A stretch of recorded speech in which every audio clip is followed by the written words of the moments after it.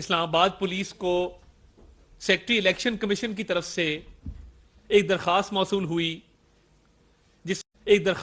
ہوئی جس میں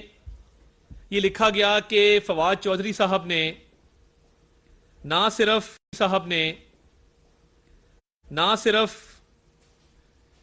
الیکشن کمیشن کے حوالے سے تضحیک آمیز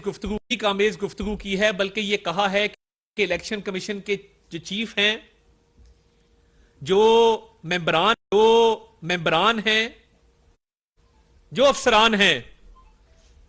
ان کے خاندانوں سے حساب لیں گے۔ یہ اتنا سنگین جرم ہے پاکستان کے قانون کے مطابق پی پی سی کے مطابق یہ کوئی عام بات نہیں ہے کہ آپ ایک آئینی ادارہ جس کی آئینی حیثیت ہے، جس کا سربراہ آئینی طور پہ لگایا گیا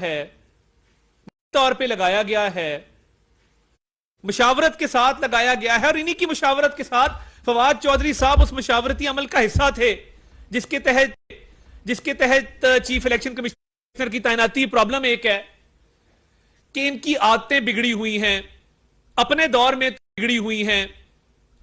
میں تو بے گناہ لوگوں کو جیل میں ڈالتے تھے، جس طرح میں دیکھ رہا تھا آج بھئی لاہور کی مقامی عدالت نے ٹرانزٹ ریمانڈ دیا ہے۔ اسلام آباد کا پرچہ، اسلام آباد میں جسمانی ریمانڈ کی صدا کی جائے گی، میں لاہور ہائی کورٹ کے بھی جج صاحب سے التجا کروں گا کہ نہال ہاشمی صاحب نے اسی طرح کی بات کی تھی جس طرح کی فواد چودھری صاحب نے